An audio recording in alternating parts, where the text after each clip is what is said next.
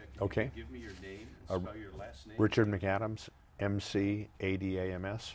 And what was your last title? Sorry? Your final title here with the court? Associate Justice. All right. Justice Manukian, for your mic check. Same question, your name, spell your last name, and title. Patricia Bamatri Manukian. You want me to spell that?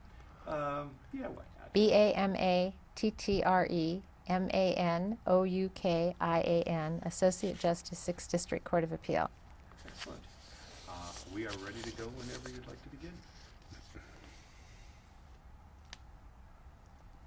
Good morning. My name is Patricia Bamatri Manukian, and today it is my great pleasure to conduct an oral history interview with Justice Richard John McAdams for our Appellate Court Legacy Project. I worked with Justice McAdams from the time of his appointment until 2003, until the time of his retirement in 2011. So let's begin with the question, Justice McAdams, what did you enjoy most about your work at the 6th District Court of Appeal?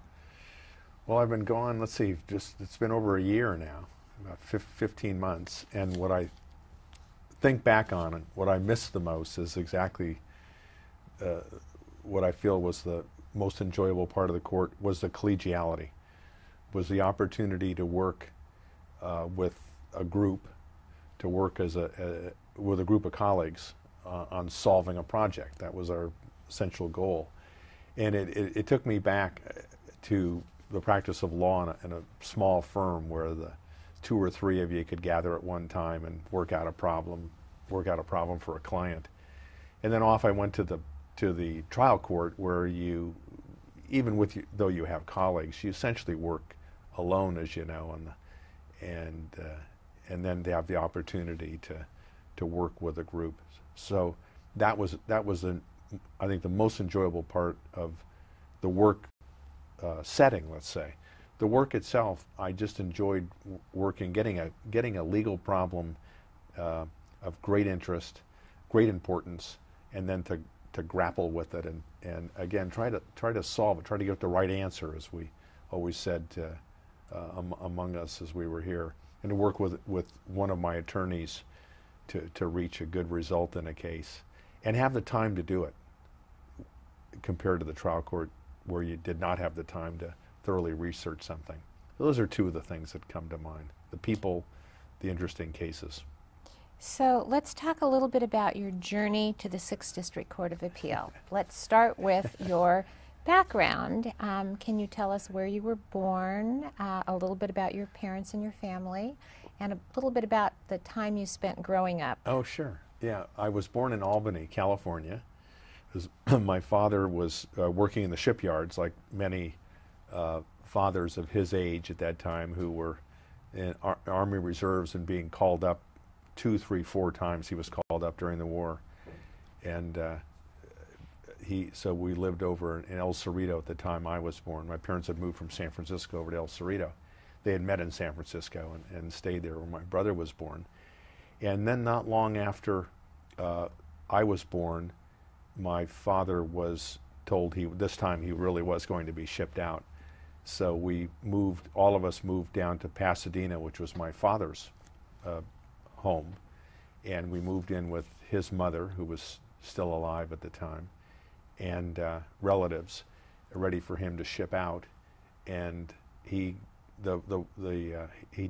shipped and then was sent back home again for the final time. The war didn't end for another year or so, but we stayed down in Pasadena. So I grew up until through the 3rd grade, it would have been, in Pasadena and Altadena.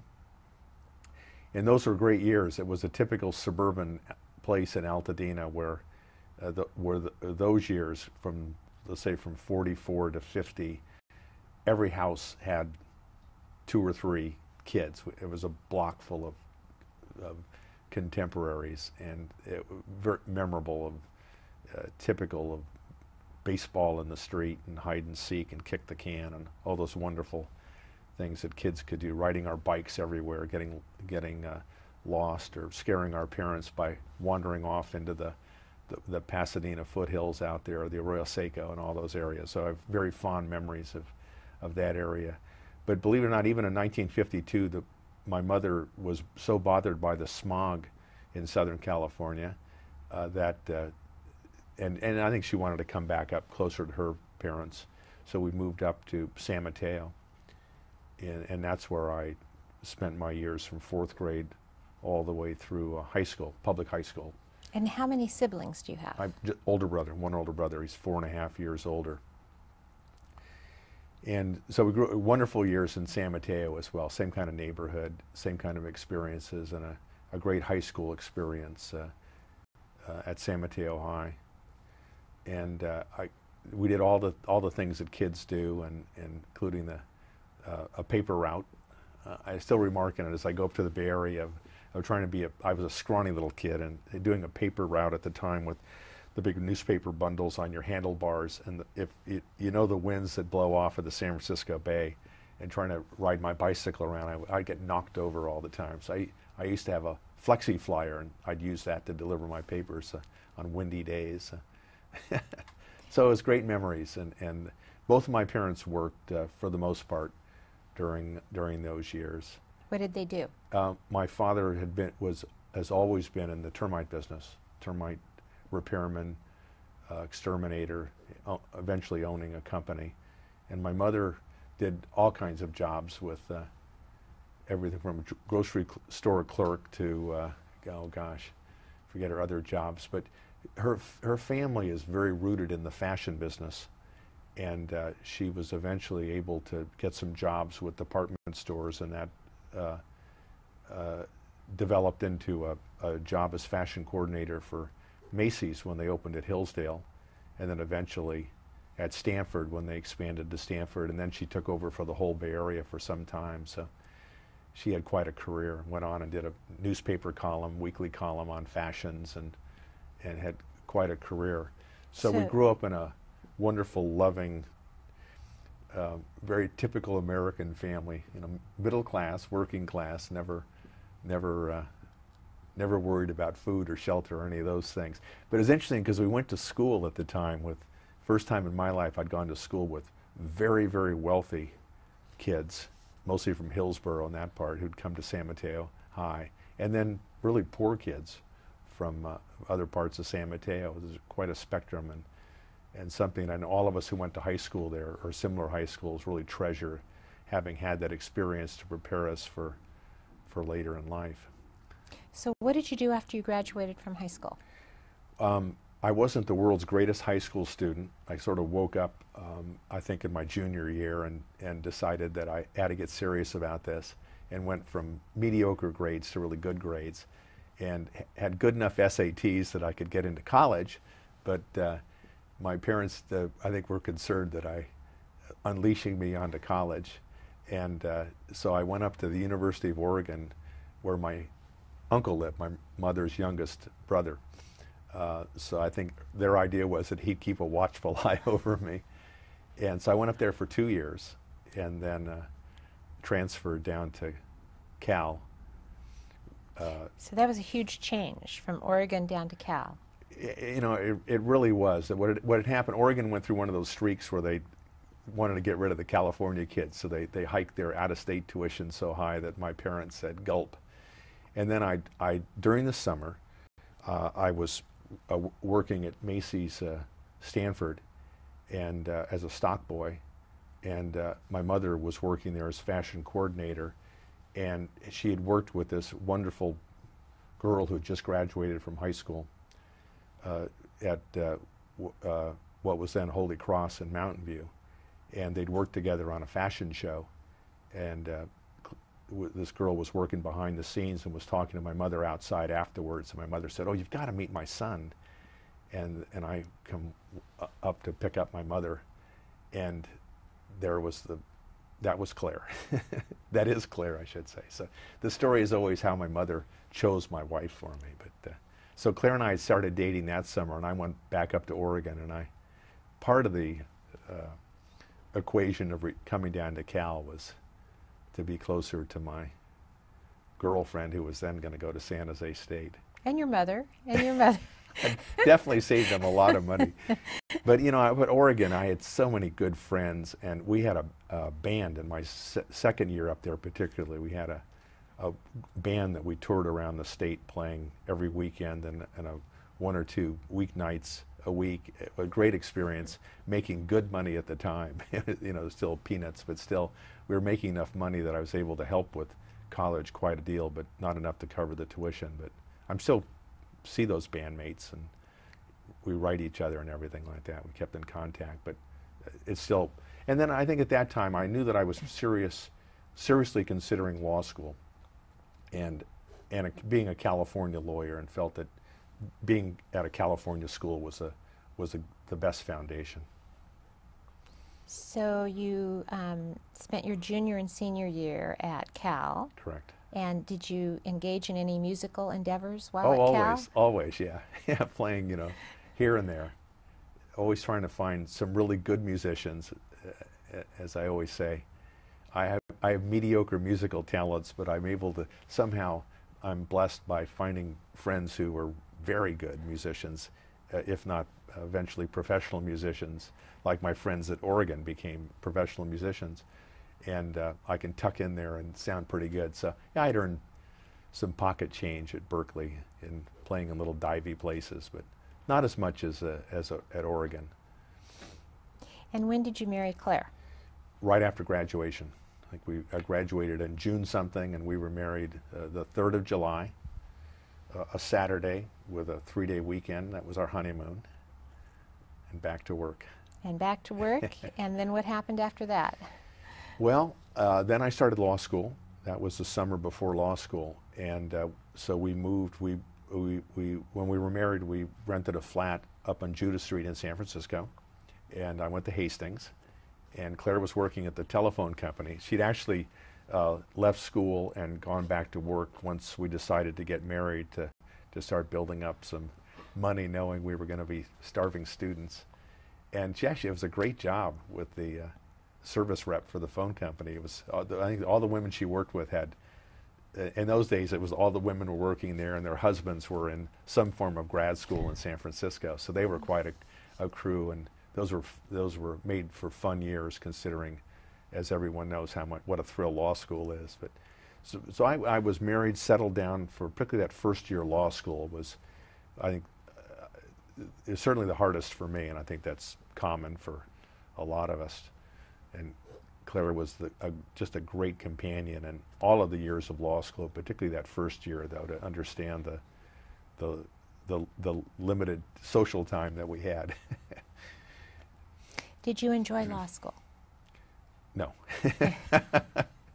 Not the first year.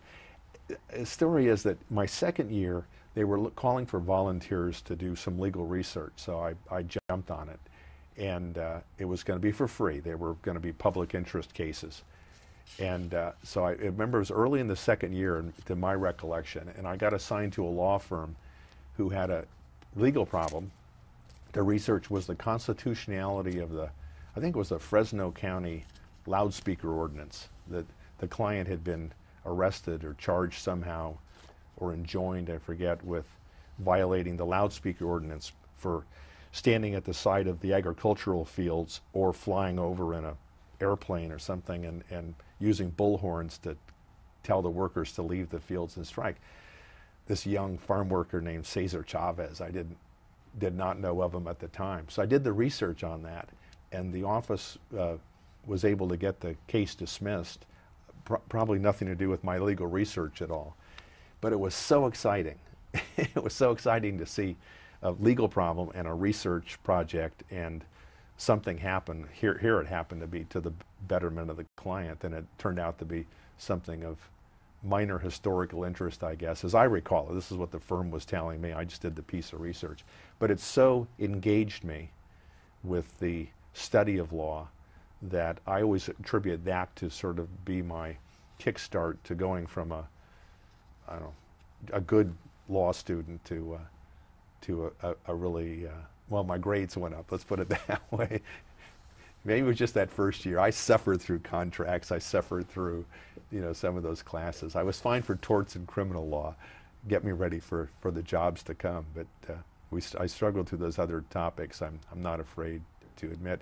And then that law firm actually kept me on for paying matters as well. And ended up being a great part-time job through the rest of my second year, through the summer, my third year, the summer to taking the bar examination, and eventually that's the firm that I joined when I graduated.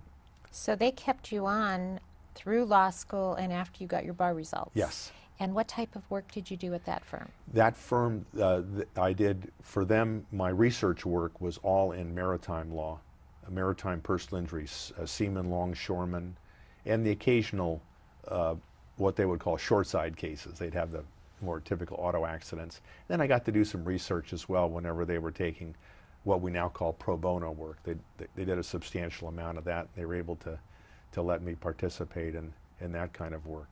Now, other than the work you did there in maritime law, did you ever have occasion to again do research or handle any cases involving maritime law? I'm sorry, after? After you left that firm. Oh, when I left the firm, I actually did, because I still had my card. I was a proctor in Admiralty. And when I eventually, we'll talk about my Santa Cruz experience, but when I went back into private practice on my own, I actually I would get cases referred to me that had a federal court jurisdiction as under Admiralty laws, and be able to come up to San Francisco before the San Jose court existed, come up to San Francisco and participate with my old cronies from both sides of the maritime bar. So what is a proctor in Admiralty? A proctor, it's a good question, because they allowed at the time that if you practiced in federal court in handling these kinds of cases, you could call yourself a attorney at law and proctor in Admiralty. So I'm still introduced in Santa Cruz as, by some attorneys there, as the only person they know who was a proctor in Admiralty. And I've just learned something about you. I didn't know that about you when we worked together. But I took Admiralty law my third year. That was my best grade in law school. So even though we didn't handle jetsam and flotsam at our office, that I remember anyway, but I was the person to handle it. But with the firm, I did I did whatever they needed me to do. They would, like any junior associate, they'd send me to do. I had all the little tiny cases, and my first jury trial was in San Francisco, and it was with a little personal injury case, and it was a poor old guy who was an alcoholic, and we got him dry for the trial, kept him dry. We did the first day of the trial, and the morning of the second day, the judge had a heart attack in chambers and died. My first trial, and that was traumatic enough. And then we went ahead with the trial, got another judge, and continued the case. And my client came in on the third day while I was in the middle of jury argument. He didn't show up, and he came in the middle of my argument to the jury. I felt a tug on the back of my coat, and he was just completely inebriated. But it was kind of part of the case, because he was kind of everybody knew him in the Mission District, and he tried to help out. It's a long story how he got injured, but it played a little bit into it was no secret to the jury that he had alcoholic problems. So what was the case about? I got a verdict in municipal court, San Francisco. It was a fall. He'd fallen down some stairs trying to help in a donut shop when the lights went out. And he was sober at the time he was injured, but then his medical complications anyway, getting all the details there. But the jurisdiction of municipal court then was $5,000, and the jury came back with $2,500 verdict, which was great for this guy. We put it in trust for him and helped him out a bit. But the best thing that happened is the judge who'd taken over the case was an old-time San Francisco judge. Between the time I left the courthouse to getting back to the office, he had called my boss, so they were old friends from practice in early times in San Francisco, and told him what a great lawyer I was. And he told him, give this kid some important cases. So a great experience. The other fun thing I like to tell about San Francisco is they sent me down. We had a courier who was a young adult after high school, but he would come in and do a lot of our courier work and just help around the office. And kind of a hard luck kid from a tough part of San Francisco, and great kid though and everything. But he was arrested for possession of marijuana.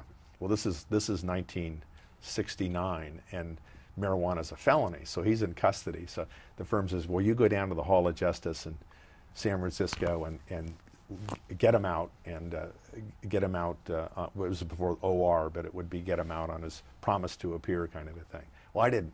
They sent me down to the criminal court. My first experience of walking in there with, as we all know, the halls of justice haven't changed in all these years. And I went to this packed courtroom. It was just absolutely packed. And public defenders and private criminal lawyers and several district attorneys all in there. Mass arraignment calendar, and in comes my guy, and I knew, plead not guilty, and so I stood up. His case is called, and I'm standing there up there in the packed courtroom, and the not guilty, and then the judge says to me, "Well, do you waive time?" And I just paused, and I said, "I don't know what that means." And the courtroom just stopped. It was like that ad, everybody just froze. I remember I kind of turned around to the other attorneys there and I said, "I'm a civil lawyer. I don't know what it means." And the judge didn't laugh. He didn't demean me, whatever. He just, in 2 or 3 sentences, explained to me what a time waiver means for a preliminary examination. And I said, of course, we waive time, and on we went. But it was a lesson I took away that, that judge could have made fun of me, could have handled it in a variety of ways, but gave me a lesson that I carried with me through my legal career, let alone my judicial career. So those are 2 of my favorite stories of life in San Francisco. So how long did you enjoy life in San Francisco? Well, it was a wonderful experience. In terms, I think I stayed with that firm until the middle of 1970. So from law school through a year and a half of lawyering, and it was such wonderful work, and I was doing jury trials, I was doing exciting things, but I had a young daughter at the time, young child. Claire really was going back to school, wanted to go back to school. And I just saw that as much as I loved the work and loved the law firm, loved San Francisco, that kind of work was, I don't know, for some reason I could just see into the future and just see that it was going to be difficult to be a family person, and a commuter. By then we'd moved back down the peninsula near our folks, and be a trial lawyer in the Bay Area doing that kind of work. I could just see burnout coming, and Claire and I thought long and hard about it and made a decision that we would take a turn. So it was, as I said when I left here, I think I've always left my positions in a positive vein to do something more positive, or to leave while I was still enjoying what I'm doing, rather than moving away from something because of lack of enjoyment. I'm still close to the members of that firm in San Francisco. They have followed my career all my years, invited me back from time to time to come back and join them, but by then I'd taken that path I'd taken the completely different road at that point. But the decision I made at that time was to go into legal services work. That was a burgeoning enterprise in '69 and '70 that was attractive to me. So Claire and I made the decision to travel, and then I would commit to 2 years of legal services work somewhere, and then, in my mind, come back into practice in some way, just see where we were at that time. So we started working towards that decision, so that in May of 1970, we embarked. From May until October, we sold everything and bought a VW camper and landed in Brussels, Belgium, and toured all through Europe for 5.5, 6 months almost. With a newborn baby. She was 1.5 to 2 years then, and a great traveler. It's one of our. It became an anchor to our marriage, to our relationship, at least with that child. Definitely and of course our reputation as having been bitten by the travel bug, the trial bug too, I guess, but the travel bug. That was our first time that we. Neither of us had ever traveled with our families beyond the usual Yosemite camping trip or the desert, or the typical kind of Sequoia National Park, whatever, but certainly not to Europe. and we wanted to do it in grand style where we could take our time. We knew that there'd be no other time in our lives that we could take off this way. And it was not some hippie adventure or something like that. I had relatively short hair. I had no beard. I might have sprouted a mustache, I think, when I was there, but we were not your, drug-induced, hallucinogenic trip through Europe or something like that. It was very stable, very Catholic. It was a very Catholic trip. And it is one of the fondest memories that we had. So eventually, and we didn't know whether we would, actually what we did is we first went to Chicago, where my brother was living at the time, to visit them for a while. Went to Washington, D.C. to see a classmate of mine who went to Oregon, then to Cal, and then Hastings. We still stay close. And I thought, well, maybe Washington, D.C. would be interesting, but just a little while there with young lawyers was enough to cure me of that. So, and we didn't know, maybe I would find something in Europe to do, but it became clear after a while that the best thing to do was to come back home. I started writing legal service groups in California while I was still in Europe, saying that I'd be returning, and I think by then it was going to be late September, we said, and seeing if they had any openings. And so we arrived back home by late September, and I had a lot of letters of interest waiting, because as it turns out, the legal services programs were still relatively new. They had great attorneys, a lot of energy there, a lot of youthful energy, and certainly a lot of legal problems. But my sense was that they were discovering that they had nobody with the experience to put something into a pleading, or maybe they could do a pleading, but to actually bring it to court by motions, to handle trials. And the word must have gone out as to find a trial attorney who is looking for a change of profession for a while, change in professional life for a while. So I had great interest in my quest. Again, I wanted to commit for 2 years, and so I was interviewed. Claire and I went to the four corners of California, being interviewed and offered jobs with different legal services programs at the time, and one of them was Santa Cruz Legal Aid Society. Well, for any of us who've grown up in the Bay Area, Santa Cruz is the playground, of course, of fond high school memories and college memories. So I went down for the interview of that job, and it happened. So by the end of October, I started there just almost into November of 1970. You started working with legal services in Santa Cruz. Correct. And is it accurate to say that after traveling with Claire, she went on later in life to become a travel agent? Yes. By then my mother had started a travel agency. The fashion industry she was sort of past doing all that and set up a travel agency. My parents got the travel bug, I think, sometime around that time as well. And then when we came, Claire had gone back to school at San Francisco State for a bit, but then we went off on this great adventure. And when we got back to Santa Cruz, she enrolled again at UC Santa Cruz, eventually graduating with honors from UCSC, and then went in to set up a child care center for a nonprofit child care center, and then eventually get into the travel business, and eventually opened up her own agency for, I think 11 years or so. Saw the handwriting on the wall when the internet was coming in, and now does it as an outside representative with Santa Cruz Travel. So yeah, we definitely have the travel bug.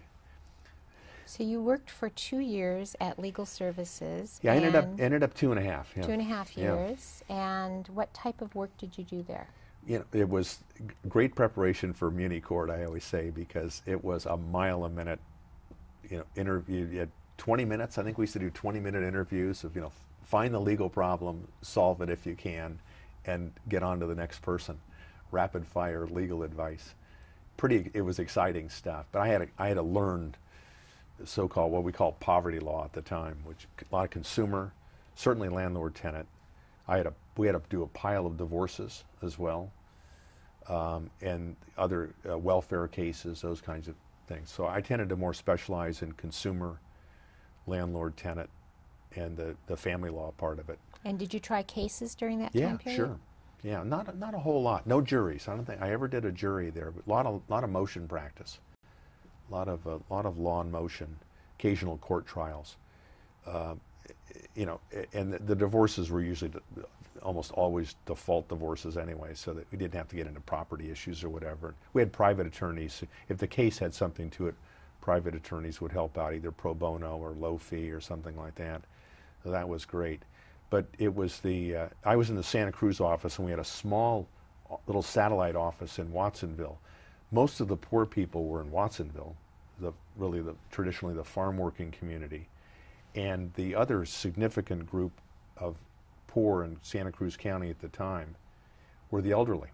I mean, it surprises everybody now, 2012, but in 1970, 60s into 70s, Santa Cruz had one of the highest concentrations of elderly poor, mostly out on the east side of Santa Cruz. We were a downtown office. You would come in there, it would smell like patchouli oil and God knows what else. It was this young, hip, this is Santa Cruz 1970, 71 or whatever. And it was the most intimidating place if you were an old person over 55 to wander into that office. And you know, we recognized that. And I said, you know, we've got to do the outreach to the elderly. And Claire was at UCSC at the time in community studies. So the two of us, I mean, it still was my legal aid job, but the office was able to open a little satellite office out on the east side of Santa Cruz. I mean, truly a storefront office. It was a storefront, and we hung a sign: Senior Citizens Legal Services. We had to pick an age limit, so we decided 55 because I think that was the significant age of Social Security at the time, and our parents are probably 55. So these smart little 20-something-year-olds thought that was old. And then what was really interesting is that we hired paralegals, paraprofessionals we call them at the time, who were 55 or older, and trained them with the help of other national legal services grants and everything. We trained them to interview clients, to investigate issues of nursing homes, consumer cases, landlord, tenant, Social Security. Those were our main areas. And they'd go out, they'd have all the time in the world to go to a nursing home and chat with people and kind of get a sense of the issue, then bring it back to me, and then we'd see where we'd go from there. And I was doing the lawyering, of course. They were the fact gatherers. And I would team the elderly person up with a college student, Claire or one of the others. So they'd be a two-person team and go out and be my ears and eyes and arms and legs out in the community, so clients did not have to really come to the office. Well, that model took off. It was just, I was surprised at how paralegals were a fairly new concept at the time. A lot of lawyers thought it was illegal practice. The ones who didn't like legal services to begin with thought it was illegal practice of the law, but most of the legal community supported it, and then it just took off. So Claire ended up doing her senior thesis on how we established the office and what we went through, and that it came to be into a pamphlet form, and that came all around was distributed all around the country, and other programs would come and look at us and model. It was really exhilarating, and I'm particularly proud of it. That this is one of the things I guess I'm proudest of my career. Among other things, but the fact that we founded that office, it was a novel idea, and it was so right. It was such a great way to reach people, but it's still in existence. The office is still there, and it's something that you and Claire did together. Yeah, you worked as a team to start. And so when I retired, of course, one of my first calls was back to that program saying, "Hey, you know, can I help out? Can I do something?" And I'm actually, you know, going to help. We'll help them out with some things that they need. Not really like a lawyer-client relationship, but an example would be if they have a case that I can mediate for as a pro bono case, I'll do that, and I'm helping them with some internal internal things that may be happening there. So the full circle of, but I'm pretty proud of that, as you can tell. Well, that was So- going to be one of the things I asked Well- you about. So I'm so glad you talked about that because it was innovative, it was creative, and it was obviously long-lasting and certainly served the needs of the elderly poor there and now really in so many other locations. So what did you It was do? one of the reasons why I stayed on for the extra 6 months. I mean, I was sticking to my 2-year, but I was so immersed. I did not want to leave that project until it was up and running. And it's, you know, it's like having the child that you're ready to hand it over to the next daycare or provider, babysitter or whatever. And also the director had left of legal aid, so I said I'll stay, but I'll be the interim director for 6 months until we select the new one, get the senior program. Then I really do want to go in and hang my shingle and go into practice. So did you do that? I did. Did you leave Yeah, and hang I up your did. shingle? And I how did that go? I did it. Well, it was great. It was great. I tucked in with two very experienced attorneys who had some office space in the back. And they helped me with some cases, and cases just started coming in, and you start building up the practice of typical general practice of a little bit of this and a little bit of that. So I mean, I did some will drafting. Now it's called estate planning, I guess, but you know, simple will drafting. Eventually into some small business. I did family law, personal injury, criminal law, both by appointment and by people would come in, and you'd handle everything. And it started building up, and then a good friend from legal aid who had left legal aid, we overlapped for about a year, I think, Ernie Fox. He went to the public defender's office. So when I left legal aid, I said, come on, Ernie, come on out, let's work together. Well, he wasn't ready at that point, but a year or so later, he was ready. So we both came out. We both had babies born, 2 daughters born, I think, right around the time of when we opened up a new office. And we still have the pictures of the office opening with these 2 tiny little infant girls who are now, 38 years old. And so that became the partnership of the 2 of us, where I was still doing primarily the same type of work, but I'd built up a nice small business practice, and it was building up. So your first daughter got to go on the adventure around Europe, and the second daughter got to help you open the law practice. Yes. So The first daughter doesn't remember the trip to Europe, so I recently did a photo book for her. I took the old slides and got them into a nice photo book, assembled them so she can look back and see herself in all these wonderful locations with a backdrop of some marvelous and know that she was scenery. there. Know that she enjoyed every minute. She was there. Yeah. So how long were you in private practice? Well, so I left in 73, early 73 is when I went out on my own, then Ernie in 74. Jim Poppin came sometime after that, and then in 77, I went to the bench. So just 4 years back, I think after leaving, after the legal aid. And when did you decide you were interested in becoming a judge? Well, yeah, I didn't.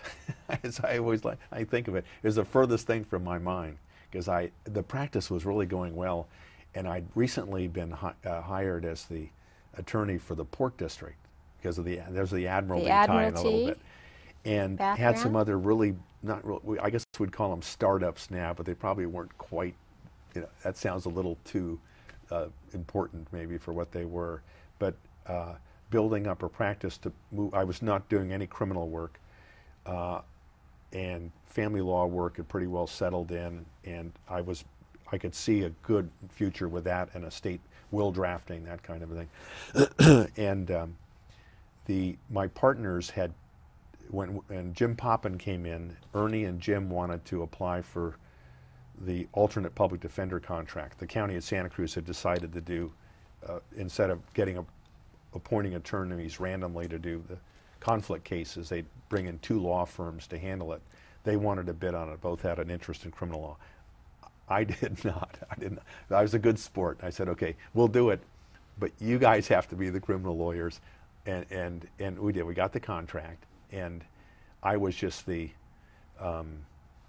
if they needed a third lawyer in a third place. I was the guy who did that random preliminary hearing or the juvenile court appearance or whatever like that. But once you're a legal aid lawyer, you're always a legal aid lawyer. Once you're a public defender, you're always a public defender. So I was, deemed to be a public defender as well, to have this wonderful criminal law experience, I guess, which I never professed to have. But there were 2 vacancies in the court, in the municipal court in Santa Cruz. And Jerry Brown was the young governor at the time. And I paid no attention to the vacancies or the appointments. He had actually 2 Superior Court and 2 municipal court. He elevated Roland Hall, from Muni to Superior Court. That created one of the vacancies. There was yet another vacancy in Superior Court, 2 in Muni. I didn't pay much attention to it. There were 12 or 13 people had applied. Governor made 1 appointment, Bill Kelsey. He was about 36, I think. Wow, Raleigh's about 38 or 39. Bill's 36. We're used to having judges who were, our father's age. So it's it was rather striking. But I went over to congratulate Bill Kelsey. I'd handled 1 or 2 criminal cases with him when he's in the DA's office. I was the defense attorney, and he was a great assistant district attorney. Tough, fair, all the things that you'd want. I went over to congratulate him, and Bill, wonderful, and you're 36 years old, and he goes, talk to Raleigh. They want you to apply. I said, gee, I'm 32 years old. I'll be 33 in a couple of weeks. Go talk to Raleigh. So I go in. Raleigh says, get in your application. They're interested in your applying, because the governor knows all about your senior citizens legal services work and the work that you did at legal services, and that was something that I guess rang a bell with somebody there. So, we weren't like political party activists or anything like that. We did nominally, everybody's political in Santa Cruz, of course, but we were only nominally political. But apparently that was the legal services work is what attracted the attention. So remember, it was over Washington's birthday. I did this application, drove it to Sacramento, and dropped it off. And that was the end of February. I turned 33 the next week, and then 2 months later I was appointed. 2 months, I'm out of the blue. I get a phone call from, there was no Jenny Commission and all that. You get a call from the Bar Association. I got a call from the Bar Association. I forget, our representative at the time was the appellate attorney from Ventura, who was a longtime active bar member. And he called me up and he says, I'm at the bar meeting now, and I'm supposed to call on. He says, and check you out for the court. He said, we hear you're really a great guy. Is this true? I said, yes. Lasher. It was I think not Earl, but Lasher was the last thing. Great guy. He laughs. That was it. And then I get a call from Henry Mello, who was the assembly member or Senate at the time, I forget, to tell me I was appointed 2 months later. I mean, it happened so fast that I had to close my practice down. So I didn't get sworn in until June 3rd. It took me that long to get to wrap up all your affairs. To wrap it up, drop all the boxes on Ernie, as he still tells everybody that I abandoned him in practice and left him with all these files and everything like that. So there you are, you're 33 and you're a municipal court judge. One other thing about that, I was called on, it was Claire's birthday, and I just prepared the incorporation papers for her child care center as a nonprofit. So I was going to their board meeting to give them the paper. And remember, you're appointed still the same way. You can't tell anybody, but you can tell your spouse, of course. So I've got this all bottled up. Call Claire, that she's not there because she's at the board is meeting starting at 3 o'clock or whatever in anticipation for my arrival with all the papers. And then she and I are going to go out for her birthday afterwards. So I can't talk. Get to the meeting, come outside for a minute. She goes, I can't talk. We're in the middle of let's do the papers and everything. So I had to sit through this whole meeting explaining the articles and the bylaws and all that stuff, but bursting and stuff. And finally we get out to the car. So it was a grand birthday celebration. Wonderful. Her 33rd birthday. Her 33rd birthday is So, when you knew you'd be a judge. Yeah, I mean, it was so fast and marvelous that I didn't think twice about doing it. So there you were in municipal court at age 33. Can you tell us a little bit about your years in municipal court and how you eventually arrived in Superior Court? Well, I had to grow a beard so I'd look older, I think, was part of it too. I actually had the beard at the time, and make me look older. But the experience there in Muni Court was, I mean, naturally you're thrown into all criminal calendar, all criminal all the time, as you well remember. And of course, as I say, well, everybody says, well, you're a public defender, so obviously, you know, here are the files, go to it. I said, okay, you know, on paper I'm the alternate public defender, but you know, I don't. So what I decided to do, instead of having Bill Kelsey, the former assistant district attorney, as my direct mentor, he certainly always was at the time, but I chose Dick Kelsel to be my mentor, because Dick Kelsel had been a probate specialist, and he had been appointed by then Governor Reagan to the Muni Court bench. So I decided, well, I'm going to go to the probate specialist who became the Muni Court arraignment calendar guy, and have him walk me through what he did to prepare himself for this kind of a new role. And he was great. He was great. So you learn how to take pleas and all those things that you maybe only saw occasionally from the other side of the table. So we did everything. We had a traffic court. We had a traffic court rotation. We had small claims, prelims, and buckets and buckets of arraignments and petty thefts, and of course the life in the DUI calendar, where we do probably around 40 jury trials a year. Most of them were DUIs, and that was the life of a Muni Court judge. Now, I had the good fortune, though, that in Santa Cruz being a small county at the time, there were 8 of us, because I was there in June, and then that summer Chris Cottle was appointed to the other Superior Court vacancy. He was the district attorney at the time, was appointed to the court, so we had 4 of us who were in our 30s suddenly on a court that only had older folks, shall we say. But when Superior Court, if I was free, the Superior Court and a Superior Court case needed a judge, the attorneys would stipulate to let me handle the trial. So fairly early on, when the problem was we barely had the time, but when I did, I was able to do a little bit of, usually it'd be a small personal injury case and send over, and attorneys would agree. But it was sort of the start of our courts coordinating from a fairly early stage. So, and then you get involved with the administrative side of the court, as you know. With 4 of us, you were the presiding judge on a rotational basis, whether you wanted to be or not, we always said. So you had to do the administrative stuff. So you learned the administrative side, you tried cases from Superior Court, and back then, municipal court was separate from Superior Court, and you needed 5 years admitted to practice to be appointed to municipal court, and 10 years admitted to practice to be appointed or to run for a seat on Superior Court. So how did you transition from Muni Court to Superior Court? Well, interesting. I actually did the transition. I ran for it in 1986, and I lost to a colleague. Everybody still describes it as the nicest race that they've ever seen conducted, because we both liked each other, we knew each other, we both go to the same parish, you know, we had so much more, our kids went to school together and all of that stuff. He was the older guy, and he got the job.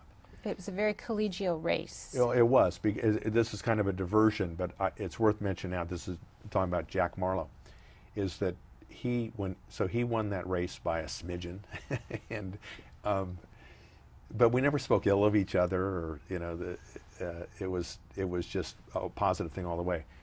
So he goes to Superior Court, and he encourages me, and I think talked to other people, I forget the sequence, but he had been involved a bit teaching at the Judicial College. And he said, you know, with your civil background, consider doing some teaching. So with his encouragement and help in some ways, I got involved with CJURS, what it was then, and I started doing the civil education, and later on in the late 80s. And then that developed, beyond the college, developed into the continuing judicial studies program, the muni court workshops we had at the time, the civil procedure workshops, and I became immersed in statewide judicial education.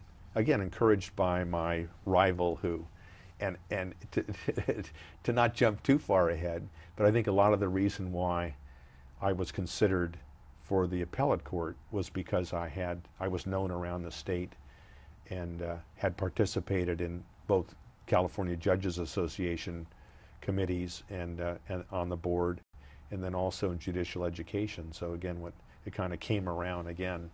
So I credit John Marlowe a lot with with that. But anyway, you'd asked about muni court work. In 1994, when we were first considering coordinating the courts, in the meantime, I'd applied for Superior Court through the governors and got through the Jenny Commission and everything, but did not get the appointments. But in '94, to coordinate our courts somewhat, Bill Kelsey elected to take on a misdemeanor arraignment calendar, and then have me take over the family law calendar. Still as a muni court judge, but so I did that for 4 or 5 years. Took over family law, and so I was a full-time Superior Court judge. I did exclusively family law, and then a year after that, I did mostly Superior Court work by assignment, although I was back in municipal court. And then by then I ran for Superior Court unopposed, but it was the same year that we consolidated the courts in any event. So I'd watched twice consolidation fail at the ballot, so I wasn't going to take my chances again this time. So I ran. And you were elected this time unopposed. Unopposed. Supported by John Marlowe. And what year was that? 1998. Yeah. But you had essentially been doing Superior Court work for years prior to that time. Yeah, we all had. Our court Everybody. jumped into coordination. I was not the only one. We had judges handling felony trials. We would have the preliminary hearing calendar where we could take pleas. We set parameters with Superior Court. We would take pleas, do sentencing. We'd keep everything right there. There was so much efficiency in it. It was so obvious. Now, we had the advantage is that of the 10, by then, 10 judges in the county, 9 of us were in one location. Santa Cruz has had for many years a very small bench, and at the time you were in Superior Court, there were 10 Superior Court judges. So by the time I left, yeah. By the time you left, yeah, there were 10. Commissioners and that was the unified court. Yeah. So you had to essentially handle every type of case. You had to do some criminal, some civil, some dependency, some family, some of everything. Yes. Did that prepare you well for the Court of Appeal? Absolutely, absolutely. As you know, as you can tell, I was amazed because at least on the trial court, I had the civil assignment for 5 years, and even then, if I was freed up, I would handle a criminal law case, or family law, whatever. We'd fill the time. But essentially, I was doing full-blown civil work. Before that, full-blown family law work for all practical purposes. But in the whole career, you're getting around to where you get everything. Then you get here, and in the appellate court, you do get everything, and you don't get the same thing for 5 years or whatever, then move on. Everything. As you know, it's you pick up those. That little trolley comes in with your files for the month, and you pick it up, and what have I got here? That's right. Well, in 1984, the 6th District Court of Appeal opened its doors with 3 justices, and there seems to be this Santa Cruz seat that was first filled by Harry Brower. Right.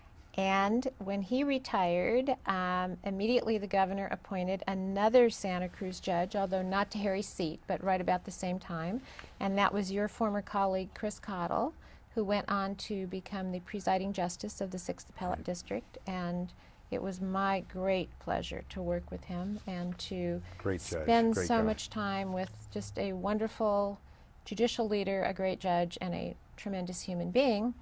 And while We can refer people to his interview that you did too, which is definitely it was a viewable. pleasure to interview him. But while I was working with him, he kept talking about this judge, Richard McAdams. He has to come to the Court of Appeal. Richard McAdams, he would be wonderful. So I'm sure he talked to you a lot about coming to the Court of Appeal.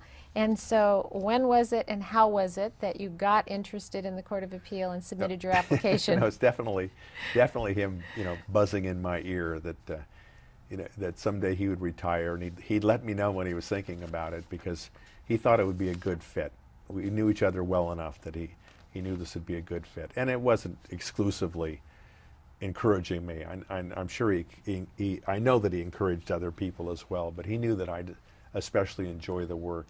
It got a lot to do with, because we did work together, even though we were in seemingly different courts. But he was there when our courts really did work together.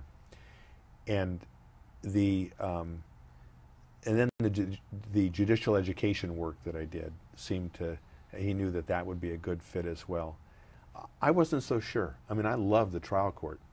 I know all of us who've been there loved that trial court work. As I said, as much as I loved I loved being in practice. I loved the time in legal aid. I loved the time in San Francisco. I loved the time in the solo work. But again, by this point, I was 20-plus years, well over 20 years on the bench. I'd handled everything. I was sitting in the civil assignment, which is my dream assignment. I mean, I was in judge heaven. And but 20 years, I still was not 60 years old, but I was by then I was in 55 plus, and well over my 20 years.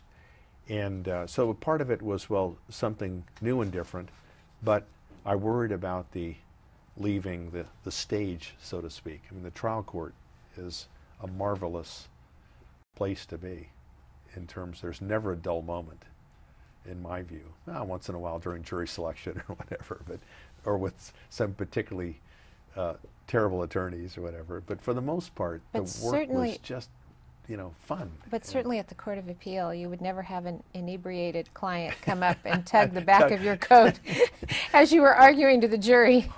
Or come out of the back in custody and start yelling and swearing at the judge, or any of the things. I mean, I think I just took a collection of all of the crazy things that would happen in the trial court that would never happen. But I mean, at 25, going on 25 years or whatever, you have handled pretty much every assignment. You've maybe seen every type of a case. There's all kinds of lawyering or whatever. And you start looking towards other options, I think. I had the same thought process I went through here. You start thinking of, are there other options in my life that I want to look at?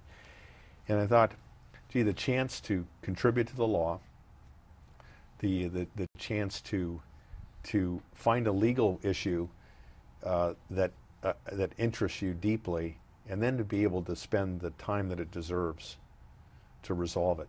I mean, I love the law and motion calendar, but I never had enough time. I know every judge who handles the law and motion calendar, it's like you look back on it and think, how did we make so many good decisions with so little time, adequate research help, but still very limited, making those snap decisions all the time. I marvel at how good the trial court judges are. Hopefully I was in that category as well. But now the chance to work on a legal problem with not all the time in the world, but certainly more time than we had, and to work on it with a chamber's assistants, and then to work on it with colleagues. To work with wonderful colleagues. Wonderful colleagues.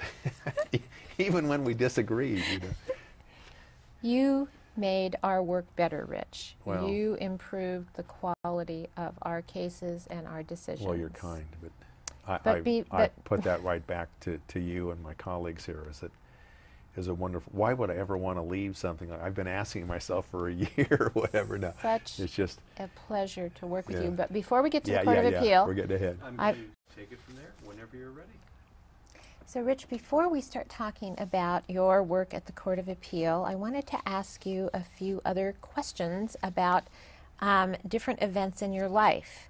In doing my research for this interview, you have been called the traveling judge, and you talked a little bit about that in terms of your first adventure with your daughter. Could you share with us your other, just briefly, your other adventures, including those with your grandchildren recently? Gosh, I'll summarize them because we do have the travel bug. That's our estate plan. Something we learned from other couples years ago, that if we ever have grandchildren when they're age 10 was our goal, we will take them on some kind of an adventure.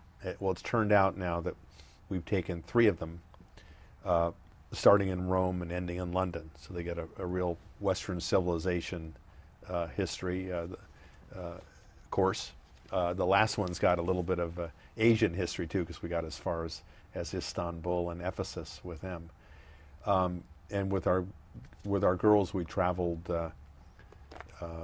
occasionally. One major trip that is memorable to them was to the United Kingdom. Also, the East Coast. We did the traditional Washington D.C. to Boston and New York trip with the kids. And some Caribbean and Hawaii adventures. Really nice, great family vacations. Just a way to spend time together. And again, it doesn't have to be exotic locations. We would have wonderful trips to nearby lakes or Southern California or places like that. So yeah, we still have the travel bug. You know, it's the first thing I did when I retired. I left 2 days later for 6 weeks through Southeast Asia. Got on the plane. Why don't you tell us a little bit about your 2 daughters and your 6 grandchildren? Because I know you're very proud of them, and I know they'll be watching this interview. Victoria was the little baby traveler back in 1970. She was born in '68, and then Emily was born in 1974. And Tori went on to San Diego State, and then started in the telecommunications industry.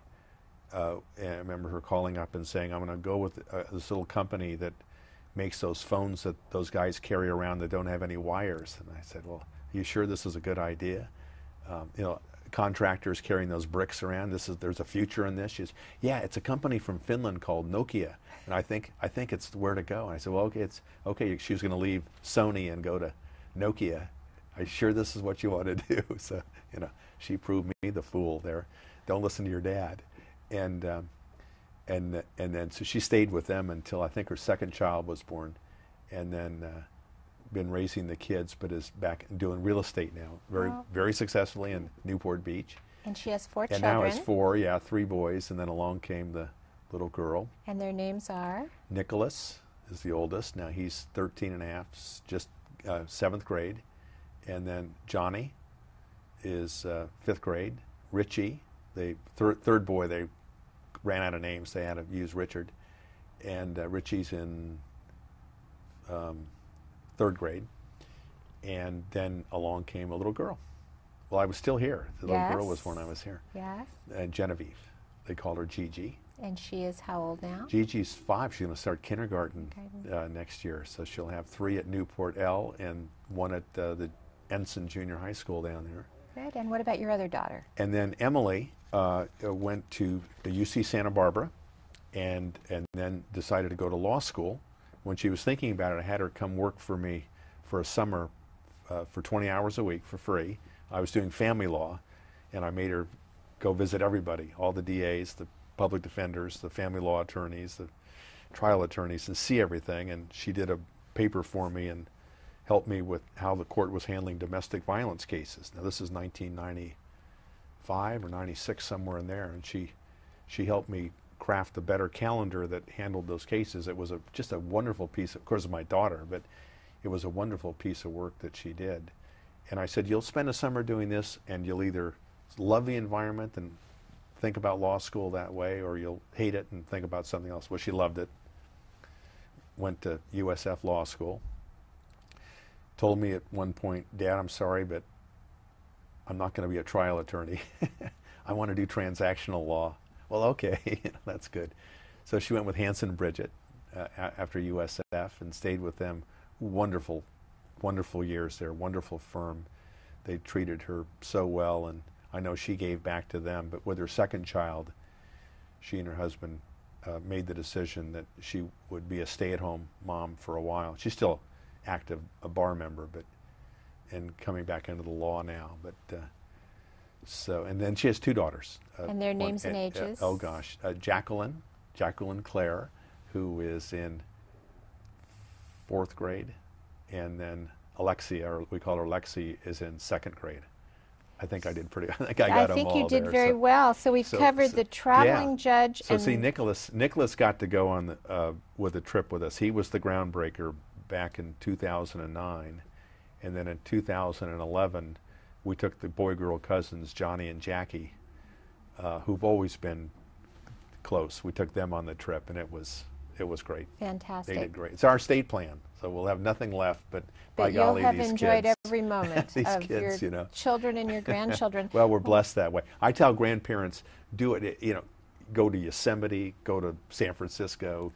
It's the time with the grandkids. It's priceless. And 10 is wonderful because it's less expensive at that age because they're not 12 yet for travel. And they're just wonderful. They're still children, but they're old enough to absorb all the history. If you help them with it. We have a little plan and they read ahead of time. Nothing too heavy, but just, there's just kids. It's so much fun. So I can't wait for you to do it. I'm hoping I get to do that. You will do it. You will do it. So we've covered your traveling judge, we've covered your grandfather judge. Now in an article they wrote about you, they said, when asked for the secret to a successful and happy life, McAdams just flashed a warm smile and said, achieving the right balance between your personal and professional life. And I don't know how long ago I said that, but it still holds true. I think for all of us, it's just one of the things, the common thread I think among the really good people I've worked with is that they were multi-dimensional people rather than one-dimensional. And so hopefully I've done that. I've had a lot of fun between travel and music, the grandkids.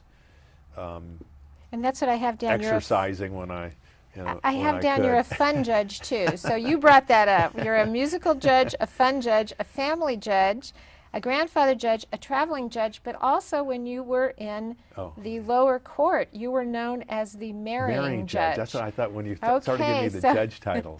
So tell us about that. I decided that there was a need for doing weddings at the courthouse. Probably picked it up at one of the CJA classes or something like that. And so set up the wedding calendar on Friday afternoons. And the goal again was whatever kind of work you're doing as a trial court judge, you've had a full week and not always the happiest people coming in to see you and the happiest under the happiest of circumstances. It's tough, pressured work. So you end the week with this, especially when I was doing family law, this upbeat, wonderful, positive experience of doing 2 or 3 couples. They'd sign up and come in, and I'd do a little simple civil ceremony with some witnesses sometimes just the 2 of them. I had to get a clerk to come in, and sometimes they were on their way to the to deliver a child. I remember one case in particular, she was doing they were timing her contractions as we performed the wedding ceremony. But you successfully completed that one, and they got married? I still ran it. I mean, as early as just last weekend, 2 couples came up to me to remind me how many years they've been married, and it's for all of us who do weddings, it's fun to do. But we kind of institutionalized it, and I believe the tradition stayed on after I came to the appellate court. But more and more judges started doing it so we could provide a real service. Because at that time, I think this is before the clerk could do it, or you could just easily deputize people. So a lot of people had no place to go for a simple wedding ceremony. So you started another tradition in Santa Cruz to provide an opportunity for individuals. I would bless them along the way. They got that extra blessing in a sense too, I think, as some of my friends suspect. But you're also known as an education judge in that you've been involved in local and statewide education really since the beginning of your legal career. And you've talked a little bit about that. Would you tell us a little bit more about your interest in education? And certainly on the appellate court, you were most engaged in appellate educational projects, mentoring law students, helping young lawyers. Can you provide us a little insight thanks. into your... And I'm not the only one. I only picked this up from everybody else, because when I became a really young, truly a young judge, I went to the Judicial College. It was only a month or so after I'd been sworn in, up to Berkeley for 2 weeks, and met all of these wonderful, experienced judges who were there because of their love of judging and their willingness to give you some ideas, not tell you how to rule or tell you how to do things, but just help you with the process, help you how to be a good, fair judge. And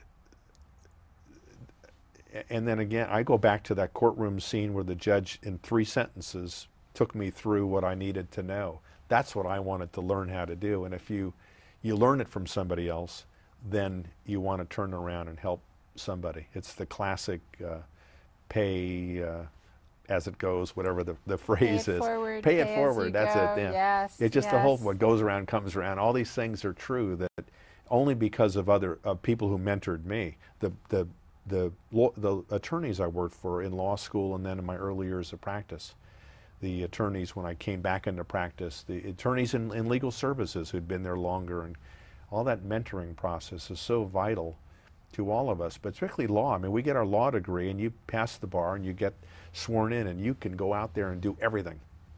Unlike a doctor, a medical school graduate, we're entitled to go out there and do anything. And I always tell law students, when you get out there, get a mentor or mentors, get somebody there to go to. So that's what interested me. It really was not because I was so great, I had all the answers or whatever, but that I have something to give and that I could convey it on to others. And with law students, I had occasionally had students work for me in the trial court, but it wasn't as easy to do then.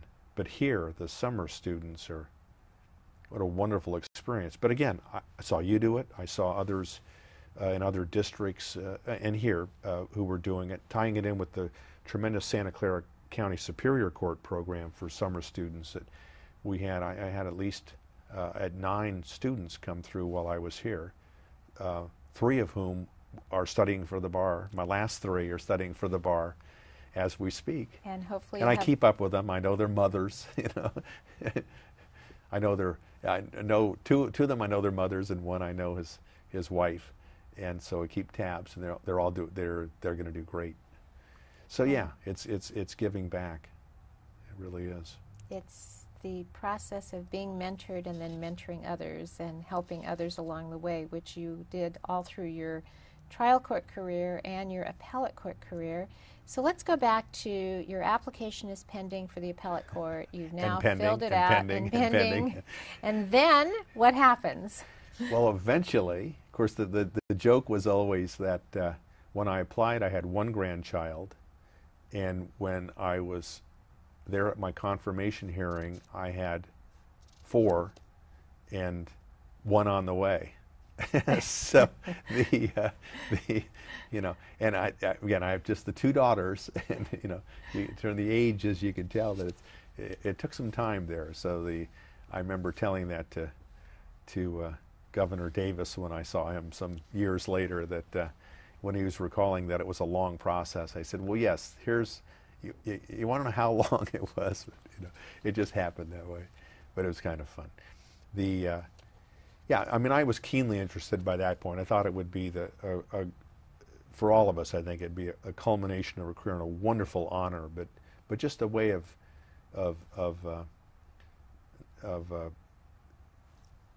giving back, another way of giving back to the law and the community through appellate work. So that was a process, and eventually I went up for the interview, and it was hard. I mean, Santa Cruz County is a small county. Santa Clara County is a very large county. There's no statutory obligation that there be a Monterey County seat and a Santa Cruz County seat, and the rest can be Santa Clara. San Benito gets left out of that equation all the time. So there were some good candidates up, and I just was in a wonderful position that I loved what I was doing. I was blessed with what I was doing. But one funny story is it was taking enough time that I had approached my 59th birthday, and everybody said, well, when you're 59 and you've got your 20 year, I was way past my 20, but if you got around your 20 and you're 59, be sure to go to the retired judges conference in Monterey, which I did. I got a call Monday, essentially kind of through the circles that would affect the appointment process, saying, are you still interested in the appointment? Because we understand you're at the retired judges conference. And I said, oh my goodness, it's something you must go to. I didn't want to say, I applied when I was, 57 or something like that. I got to take care of business here. So I let them know that I was still interested. And even then it went on until the fall when I was really blessed to be called and get the appointment. And that was in 2003. Fall of 2003. So you transitioned from the trial court after serving in the trial court for how many years? It was 26 plus. 26 26, plus years, yeah. to the Court of Appeal. And how was the transition, and what do you remember? Well, as I expected, and as I described when my first day here was, again, for all of us who've been through muni court arraignment trials and civil law and motion trials and crowded courtrooms, it was, I'd open up the door in the hallway here and look up and down, and it was, everybody's here, everybody's working, but it's so quiet. I said, It had been described to me once that it was, Jim Ford said this to me, a wonderful, he passed away, but from Sacramento, who saw me at one conference another and heard that I'd applied. And he says, I've gone up there, I pro tem'd up there. He says, it's awfully quiet. He says, you'll be working in there and the phone rings and you jump. It's a great description of the work. But again, that was, in a sense it was fun. I'd had my sense of noise and the hubbub, and it fit perfectly well to be in a nice quiet setting where we just focus on the legal problem at hand. It's a rare treat. And of course a wonderful staff. I assembled a wonderful staff. Alice Pruden, with whom I'd worked in Santa Cruz in years past, or at least known her work through when a member of the Santa Cruz County Bar. She was here working for Justice Wunderlich and Justice Cottle before him, and then at some part-time arrangement. But I asked her if she would stay on. I was assigned Janet Kulig from the central staff, and we were an immediate good fit. And then I looked around and thought I really needed somebody who would bring to me the kind of criminal law experience that I knew that I needed at this level. Sure, on paper, I've got all this criminal law experience, but I really have not handled a felony assignment, for example, in the way that I'd handled family law, civil, muni court cases. And at the appellate level with the everything but death penalty cases, I knew that I needed that extra help. And then fortunately, Renee Torres was introduced to me because she had worked here during a maternity leave for one of the attorneys. She was able to take a leave from the First District Appellate Project and work here, so everybody knew her. Well, she was also just a great fit. She accepted, even with a horrible commute to get down here. And then Robin was here actually in the writ department, and I was able to ask her to be the administrative assistant. She and I had worked together in Santa Cruz when she was in the clerk's department there. So that was another great Santa Cruz fit. So I could hang a picture of the Cooper House, the old Cooper House in Santa Cruz, on the wall, and most of us knew what it was. And so there was the staff is for the first part, and then the greater office too, working with Mike Urley and everybody downstairs, and the kind of support that they give you, working with the writ department and the professionals there, grinding out this volumes with no time at all. That's the most pressured. I thought the most pressured part of the job here, and then of course all of you and the other staffs. So the work environment was a dream. It really is. So you had just an excellent and outstanding staff, two very experienced lawyers, a wonderful central staff lawyer, and a outstanding judicial assistant. You seem to transition with ease into the Court of Appeal, and when they wheeled the cases in every month, you seem to devour the cases that were assigned to you. Yeah, So, yeah. I admit. I mean, one of my regrets is that we really did have a backlog. I battled that all the time. That we worked. I sat very satisfied with the quality of the work that we did. If anything, that kind of got to me all the time was the fact that I always felt like we working uphill against a backlog, and not the kind of pressure we had at the trial court Right. level, but still, you know, the justice delayed is justice denied. That ate at me, to be candid. But we But just you kept, handled- like kept everybody else, you working, just keep kept at it. you working, know. but you handled so many huge, major cases, particularly civil cases, that had voluminous records, and I know I was on many of those. I wanted to ask you. We what did are- our share, well, but you yeah, we did- weren't alone. Everybody, you know. Everybody did, Yeah, but yeah. you had some of the huge, monumental, published, policy-changing, significant cases. So I wanted to ask you, what are your most memorable cases, or cases that you'd like to share during your interview? I mean, it usually comes down to it's always, the published cases, the ones that I think, you know, you always get your name tagged to them, but kind of the experiences, I think. One of them, because they're kind of great stories too, besides the law. But we had, after I arrived here, this ended up being one of my first published cases, because there's that lag time, of course. I came here late September, and then you build up an oral argument, whatever. But for my 60th birthday in February, then after I'd come at the end of September, and in February I turned 60, and Claire and I went for our 60th birthdays to Tahiti. So I have this long trip, wonderful trip, relaxing, turned 60, ran for 60 minutes or something. We did, you know, did the whole 60th birthday thing. I came back in, and I think we got home Sunday night. It was a long flight and everything, because Tuesday we had oral argument at University of Santa Clara, and I had one or two cases on that calendar. And one of them was a criminal law case that happened to involve the use of the statements that were made by the alleged victim in the case, who had later passed away, not as a result of any criminal conduct, but just as time had passed. By the time the criminal case was prosecuted, she passed away. They used her statements. And we had a prepared draft for that day that dealt with the trustworthiness issues and whatever. But I came in that Monday morning, bit jet lagged, knowing I needed to prep for the oral argument coming up the next day. And Renee Torres is standing at the door, hearing that I pulled into the parking lot, standing at the door, and she hands me the U.S. Supreme Court Crawford case and said, "Before you do anything else, sit down and read this case." Well, it was, you know, it stood the law of use of testimonial evidence on its head, so to speak. And it was on the next day for a hearing, and it was, so that was a rather memorable moment, because the next day at the hearing, the AG who was there arguing the case, when we asked, well, you know, what is your response to People v. Crawford that was decided yesterday morning? And he said, you know, he said something to the effect of, I haven't the foggiest idea. I haven't a clue. He says, this is so recent, we haven't even had a chance to have a meeting in the office about it. So would you like some additional time for briefing? So eventually we published one of the first cases on that, in that area, but following the U.S. Supreme Court decision. So that was memorable.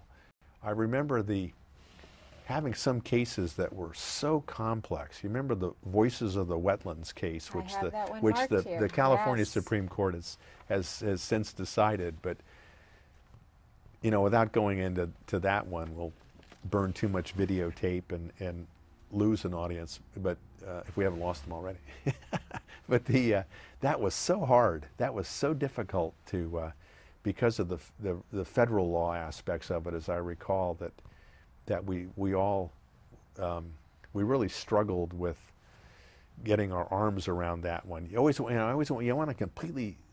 The goal was always to completely understand the factual issues, completely understand the legal issues, and their interplay, And then for that, though, we brought in, beyond California law, brought in these other aspects, including review of administrative decisions.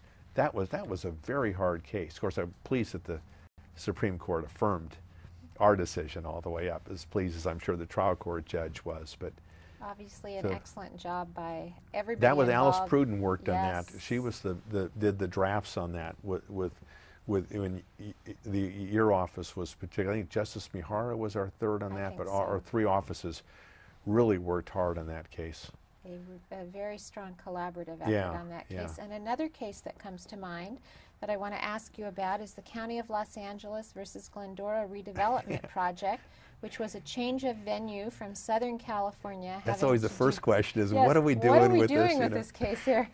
With this huge, humongous case with multiple box record, right? I was down with chasing my grandsons around to a big Southern California water polo tournament that took us through Glendora. I think just after that decision came out, and my son-in-law says, "Well, why would you be handling a case from Glendora?" I said, "Well, just it sometimes works that way." But that was our first reaction. We picked up this huge case. It was like, Los Angeles. Well, how did this get to Monterey County, which is where where it was heard? It was it was sent up there because it was a city and a county having a battle. But yeah, that's interesting. In light, that was the blight case. In light of where, as we sit here today, where the redevelopment agencies, what's happened to them. I don't think that case had anything to do with it, but I remember it challenged the notion of what is blight. What was the whole purpose of redevelopment, and was it achieved was the city achieving that at the expense of the county and probably some other agencies? And it helped to define what blight is and was and how it was contemplated to be. So yeah, we came up with this great decision, and now there's probably no redevelopment agency left to but it was memorable. It was very memorable. One memorable case, though, was where I have to raise is where I dissented for as long as I was here, and then finally wrote a majority opinion, only to have the California Supreme Court reverse me and agree with you and the others. But that was my view that juvenile adjudication should not be used as strikes, and that was a great microcosm of work here, because we couldn't have disagreed more than that issue. You and others, I think only Justice Rushing and I took the view that challenged the adjudication, and we worked hard on that. We worked hard on that. It isn't as though you had a snap view or the others had a snap view and I had a snap view. We really anguished and worked the way through, where I think each side respected the other side's point of view, was saying, well, let's put it forward, and ultimately the California Supreme Court's going to have to decide that. Now maybe the U.S. Supreme Court, they almost took up a case last week to reconsider that, and then they were reconsidering their writ of certiorari and decided not to. But it's still an issue that's percolating around. But I remember, not because it was I was right and you were wrong or something like that, but just the process of it was another example where we respectfully disagreed with each other. And again, the we is not just the two of us here, but the majority of this bench. And I will say I was always excited when I got a huge civil case and you were on it, because I knew I would need to send you all the pleadings, the entire record. You would look at every page. Oh, it's the old trial court judge, is that, if it's a summary judgment motion, you don't want to read the whole thing, but I always would come over and pick up the summary judgment or a demur. I had to read the complaint. I had to read the complaint. Always such a great help. Once a trial careful. Judge, always a trial judge. Always just a great contribution to all of our cases, and a great sense of support and helping to make our draft opinions better and better. Now, you're also known as the mediation judge, and you did something great here at the Court of Appeal. Can you tell us about that? Yeah, and again, not alone. It's actually starting in Santa Cruz. The colleagues there were so supportive of mediation that they let the two civil judges have 1 week off. Each of us had a week off a month to do judicial mediation. And others would do our jury trials that week if we had them. Great commitment by the bench that they've carried on. Highly successful program, settled lots of cases. So now I'm going to come to the Court of Appeal, and I'm going to be handling the creme de la creme of the civil cases, in my view, and criminal, of course. But the civil is going to be, now I'm here in Silicon Valley and the high-tech world and leaving Santa Cruz, and I'm going to be handling the best, with the best attorneys, right? Well, the first, and there are plenty of examples of that happening. But the first civil case I picked up when I arrived here was one of those. How did this case ever get this far? It was just, you know, the amount of money involved, the issues involved, and I'm sure the trial court system did everything it could to try to settle this case, but it was just a pitiful example of a case that could have been resolved at an early stage. All of us would agree. And so I felt there's a dedication at the court here to have a mediation program. And other districts had started up their programs, and with very well funded, separate facilities, staffing. And by the time we were interested in mediation, there was great interest in mediation, if not strong encouragement from the AOC that we should have a mediation program. But it was clear that we were not going to get the facilities and the staffing anywhere near comparable.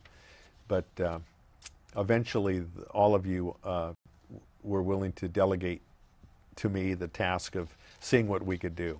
So we went around and visited the other programs, borrowing the best, I think, of the other programs with no budget, and set up a mediation program here. Our motto, remember, was it's never too late. I think we did a session on it's never too late in terms of mediating cases that are on appeal, because it's true. It really is true. So we eventually were able to get some funds to remodel and provide a mediation center here and bring in volunteer attorneys on a very small scale just to get started, where both sides agreed. And early in the stages before initial briefing, stop the clock for a minute and bring them in.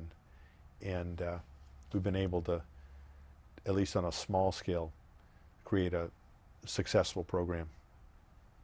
So it but I'll take as much credit as everybody else on it, because it really was a joint endeavor. I did some of the legwork and visited the programs or whatever, but again, it's the commitment of the court that matters the most. Well, it has been said that on the day you were leaving us and retiring, that you were mediating a case. Is that correct? Oh, I was. No, and actually, and it was the Friday. No, it was. I forget where I was, but it was within days of my departure, because I remember I did oral argument on a Thursday, and I actually had retired on Monday, but I had to come back and do an oral argument on a Thursday. But also that week I was doing the mediation. The attorneys kept pressing me. It had to be. It was the Friday after that, I come to think of it, because the attorney said, well, can we come back on Monday?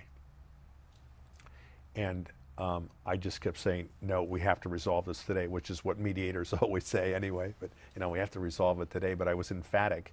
There was no Monday. And then I did not want to tell them that because I'm leaving. At the time, I knew that I was going to retire and go to JAMS, but as you know, that you cannot publicly announce that. So I was refraining from telling them anything about anything. And then finally, though, when pressed is saying, Judge, we've got to come in Monday. We can do this on Monday. And I said, I won't be here. I'm retired. I'm out of here. And then one of them, I remember, left. He goes, I bet you're going to JAMS or something like that, or I bet you're going into private mediation. And I said, I'll let you know, or if I do, or something like that. So did you settle the case? Well, I did. So I left, and off I go. I'm on a plane to landing in Bangkok within 3 days after, with the time difference and everything like that. It's probably Monday. I'm in Bangkok, and of course with email, I keep writing to them and pushing them along. So they don't know where I am, and it was quite a lag time in my responding. And finally, when they wrote me back to say, we've got it, we're signing the papers today, and by the way, where are you? And I said, well, I'm on a small ship off the coast of Vietnam. So it's never too late. It's never too late. And that you did settle was a that big case. that was a big appeal case. I mean, I kept it as a pro bono Yes. case, of course, and Yeah. I've come back and done a few for you since then. But yes, and I know that we yeah, appreciate yeah, that. I and others. So. So why did you leave us? Good, it's a good question. I'm still asked that as early as yesterday by the person appointed or nominated to fill my vacancy, and I just don't have a good answer, I guess, other than the point is I liked what I was doing, but I at a point where I could consider my options. It's my old every birthday I look to see, where am I going kind of a thing. Not quite that philosophical, but I think the birthday before, at 66, I was thinking about it, and because I told my attorneys that I was, secretly, privately, because they're at-will people, except for the central staff person. I wanted them to know well in advance that I was thinking about it. I did the same thing 6 months before, saying I really think I'm going to leave. At a time when I thought I'd have all my options open to me. I could start a rock and roll band, I could become a deacon at church, I could certainly do mediation work, go back into private practice with my daughter. I mean, all the options were open. Go be a legal aid lawyer again, be a DA or public defender. I mean, all the options would be, because I had such a full legal career. So I was mulling it. I was informed that I was going to receive the Justice of the Year award from the trial lawyers here in town. And when I was preparing my remarks for them, it's the first time that it struck me that I'd spent half my life as a judge. And as I told them, I said, I mean, that's including nursery school, kindergarten. I mean, my whole life, almost 30, by then was 33 and a half of 67 years, I'd been a judge. And I thought, well, that's kind of a nice time to go out. Now, as it turned out, as you know, as I was making the decision in the fall, some health issues came up. Nothing life-threatening or that I should be disturbed about, but that I need and I have addressed and addressing. But that, even when it's not life-threatening or whatever, it does make you it makes you think about what you're doing, where you're going, what's your time. That sounds a little too but just what are your priorities, I guess. And as much as I love this, my priorities would be, now as I was going to go on to 67 plus, is the grandchildren, travel, music, just taking it easy for a break. I mean, like most of us, I started working with doing little summer jobs at 14 or 15, or I mean really as young as you can get. And it was just be a nice time to take a break. So it kind of all came together, and was not really an easy decision to do. But once I made it, I felt pretty good about it. I really did, because look how blessed I am. You know, how much more blessed. And then also somebody described it. It was described it to me saying, "Oh, is this your one-person stimulus program?" In other words, I leave so I can give the job to somebody else who could then have their job filled by somebody else. So I thought, yeah, okay, I'll go with that. But Well, you know, it's great. I mean, the nice thing now is, I mean, as much as I'm working and keeping as busy as I want to be, and that's my goal. But it is really nice that my daughter called this morning, and Gigi, the little one, is going to be Little Bo Peep in a play some Thursday night. Hence, yeah, I can get in the car, we can drive to Newport Beach or fly down there, go see Gigi and play Little Bo Peep. Not that I couldn't do that here, but certainly it's pretty hard to, at a moment's notice, say, I'm going to miss oral argument today because, you know, if something really important's come up in my family. Oh, what is it? Oh, I'd rather not say. Oh, Little Bo Peep. But you're So- continuing to stay engaged in the law. You have more time for your family, your grandchildren, Yeah. continuing to travel, do music, be involved in your church. Yeah. But you're also engaged in the law in that you're now working at JAMS? Yes. Just down the street, we can see each other from our building. So I'm 2 blocks away now at the JAMS Silicon Valley Resolution Center is the official title now. And there with some, you know, old friends and colleagues from judicial education days, mostly Santa Clara County judges, as you know, but 2 former colleagues from Santa Cruz. And just a nice environment where I really can. Now I've done work in San Francisco, Orange, Los Angeles, and I plan to work around the state if I can. Now they've opened up offices in Rome and London and stuff, which So that might be which I asked, Yes. I asked about. But yeah, I decided when I went again to the retired judges program to really think, okay, now I've really got to think what I would like to do. I knew that I was going to spend at least a year, which I really have done, without rushing out and joining boards and picking major commitments, because I wanted to keep things open. It was something I learned from my brother, who retired from Silicon Valley high-tech business at a comparatively young age, to not make commitments right away because you can't fill your time, and then you kind of worry about breaking commitments. So I've been very careful, but I'm slowly now looking at different things, such as senior citizens legal, helping them if I can. But I wasn't really decided about private media. I didn't know whether I really wanted to do that, but the more I thought about it, as much that I really did love mediation, and I might as well put myself out there and see, because for all of us who've done litigation, trial and appellate level, and dealt with conflict, we know how rewarding it is to be a part of people settling a case. We know the advantages. You never have to convince any of us who are doing this about the advantages. Right. So to be able to do that, be handsomely rewarded for it, and then be backed up by a professional staff, professional facilities, I decided, let's do this. And I'm still free to do whatever I want. Also, I really liked their commitment to pro bono work, the encouragement that we have to do pro bono work. So I've done work for the Law Foundation over here, Silicon Valley. I volunteer down at Monterey County Superior Court. They send cases occasionally. I offered at Santa Cruz, but they have their civil cases are in good shape. So that's rewarding too, to be able to still do pro bono work. And then of course I'm on the panel here. You are, and I know you've helped us out. Well, what do you see as your achievements that you're most proud of? Well, I mean, it starts with the appellate court.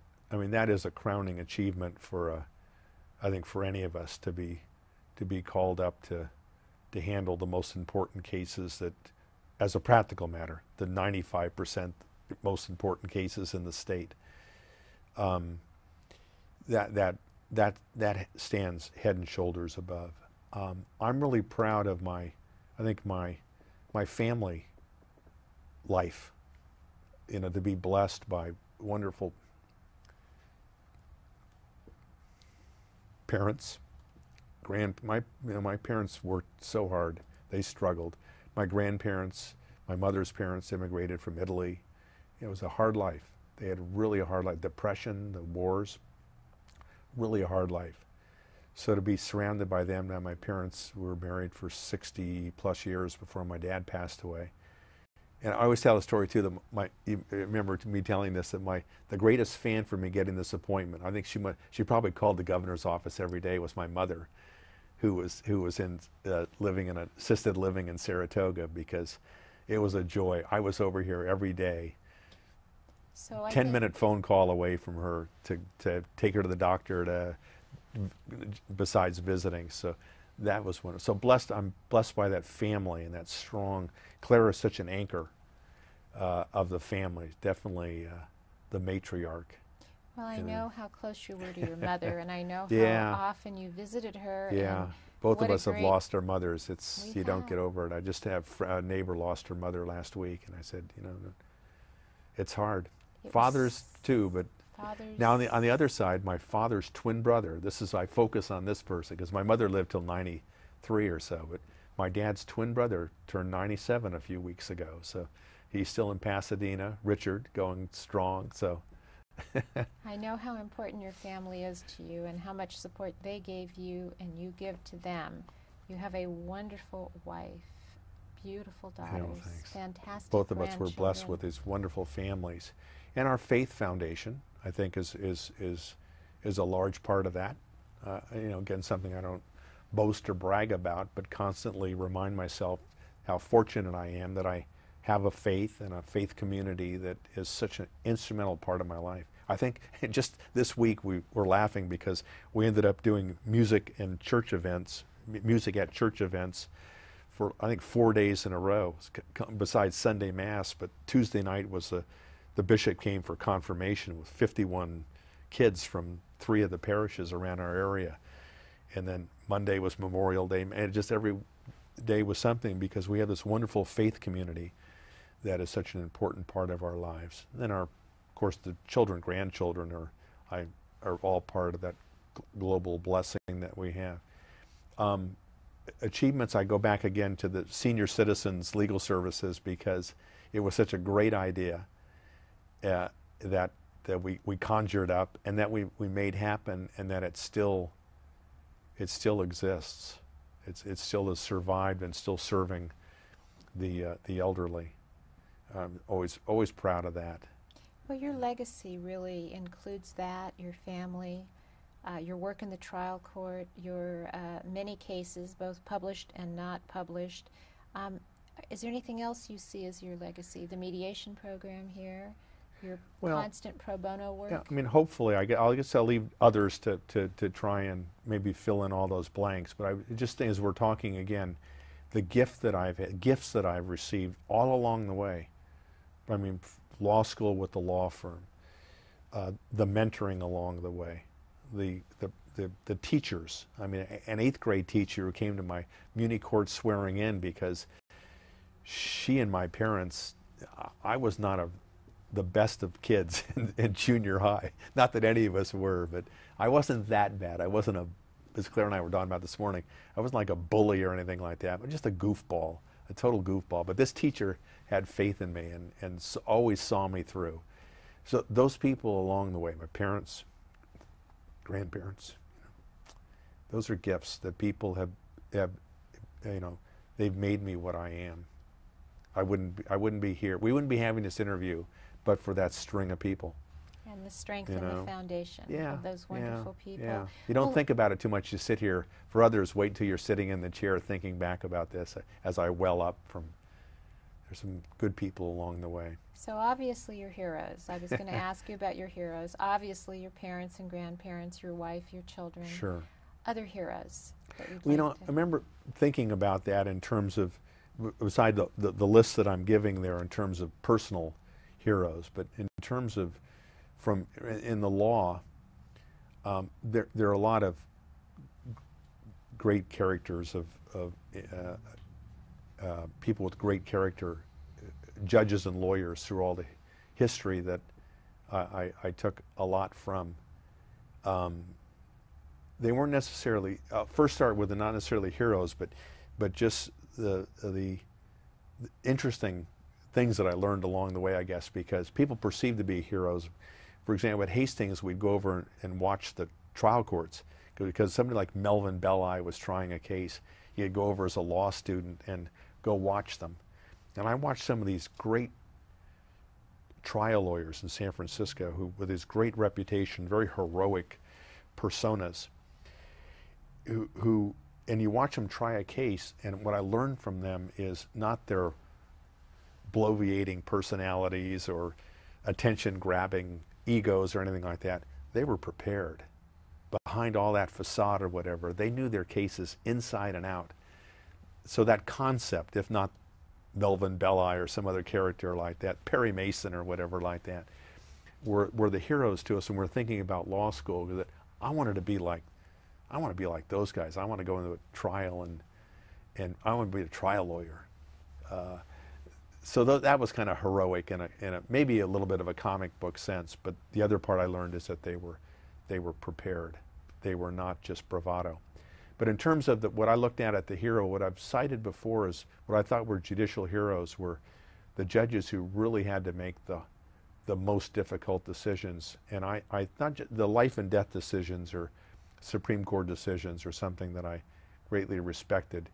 But I always have thought of the judges, particularly in the South, who had to make decisions, say in civil rights areas, some decision that the vast majority of the population would be displeased with, if not out angry and threatening, and yet they had the courage to make those decisions.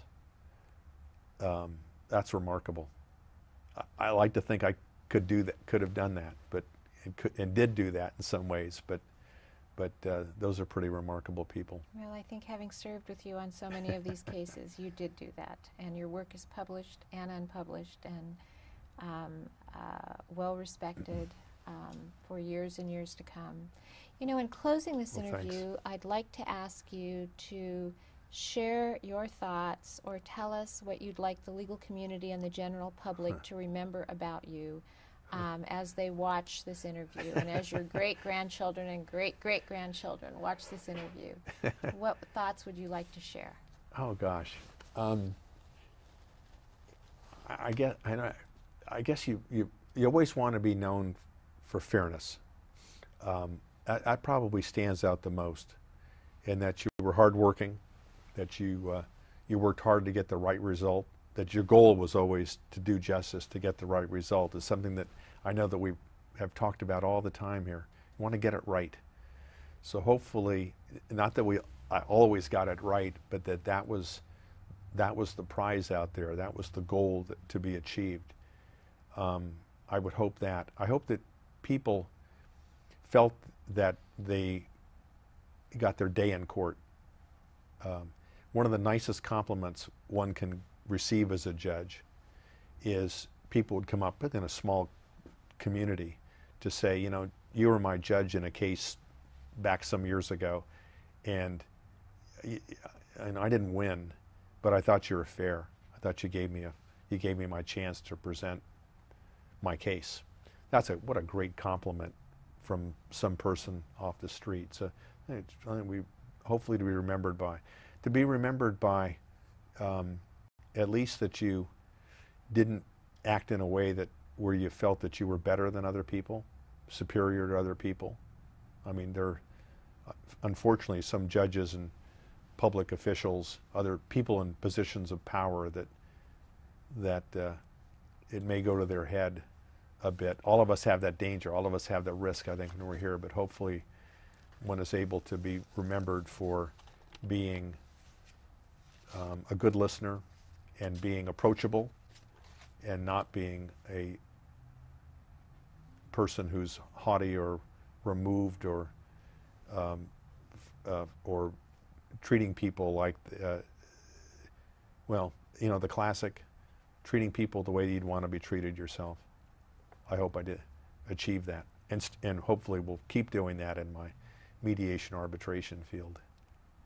So, Rich, in addition to being known as the marrying judge, the traveling judge, the grandfather judge, the mediation judge, the family judge, the musical judge, the fun judge, the education judge, you're also known as, and will be remembered as, a humble judge, a hardworking judge, and a judge that we will miss forever.